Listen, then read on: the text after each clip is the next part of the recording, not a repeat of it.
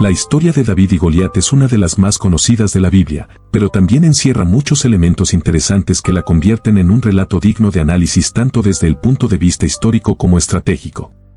Este enfrentamiento entre un joven pastor israelita y un guerrero gigante filisteo ha capturado la imaginación de millones durante siglos, pero, ¿qué sabemos realmente sobre esta historia? Para entender la historia de David y Goliat, es fundamental conocer el contexto histórico en el que se desarrolla.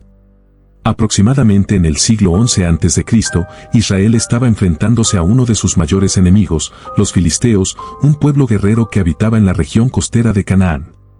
Los filisteos eran conocidos por su destreza militar y por utilizar armamento avanzado de hierro, lo que les daba una ventaja sobre los israelitas, quienes en ese momento estaban bajo el liderazgo del rey Saúl.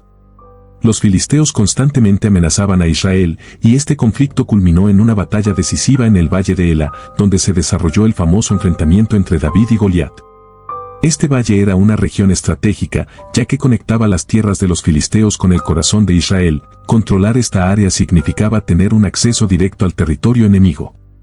Goliat era un guerrero experimentado del ejército filisteo. Según el relato bíblico en 1 Samuel 17, su altura era imponente, aproximadamente 2.9 metros, aunque algunas versiones antiguas mencionan que podría haber sido algo menor, alrededor de 2 metros. Estaba armado con una lanza de hierro y llevaba una armadura pesada que pesaba alrededor de 57 kilos, lo que lo hacía prácticamente invencible en combate cuerpo a cuerpo. Durante 40 días, Goliat desafiaba a los israelitas cada mañana y tarde, proponiendo una batalla singular, un combate 1 a 1 que decidiría el destino de ambos ejércitos. El ganador de ese enfrentamiento determinaría qué nación sometería a la otra. Sin embargo, ningún soldado israelita se atrevía a enfrentarse a semejante coloso hasta que apareció David. David no era un guerrero, sino un joven pastor que cuidaba de las ovejas de su padre, Isaí. Sin embargo, ya había demostrado coraje y habilidades en la protección de su rebaño, habiendo matado tanto a leones como a osos que intentaban atacar sus ovejas. Cuando David llegó al campamento israelita para llevar provisiones a sus hermanos, escuchó el desafío de Goliat y sorprendentemente, se ofreció para enfrentarlo. Lo que hace de David un personaje tan fascinante es su fe inquebrantable. Mientras los soldados de Israel veían en Goliat una amenaza imposible de vencer, David lo veía como un enemigo de Dios, alguien que debía ser derrotado porque desafiaba al Dios viviente de Israel. Esta fe le daba una confianza que nadie más tenía. Uno de los aspectos más interesantes de esta historia es que a primera vista, parece una batalla entre la fuerza y la debilidad, pero en realidad es una lección sobre estrategia e inteligencia. Mientras que Goliat esperaba un combate cuerpo a cuerpo, David optó por una estrategia inesperada, usar su honda, un arma que conocía bien. Las hondas eran armas muy efectivas en esa época, y en manos de un experto podían ser tan letales como un arco. David sabía que si se enfrentaba a Goliat en un combate cercano, no tendría ninguna oportunidad, pero a distancia podría vencerlo. David tomó 5 piedras lisas del arroyo y con su honda, lanzó una de ellas con precisión, impactando directamente en la frente de Goliat, quien cayó al suelo. Inmediatamente después David corrió, tomó la espada de Goliat y lo decapitó, sellando la victoria para los israelitas. Este momento no solo marcó una victoria militar, sino también el inicio de la fama de David, quien más tarde se convertiría en rey de Israel.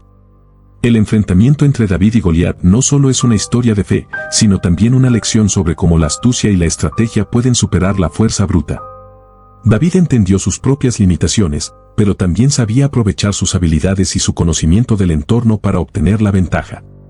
Esta historia es frecuentemente utilizada como metáfora para hablar de cómo los aparentemente débiles pueden vencer a los poderosos cuando utilizan la inteligencia y la astucia.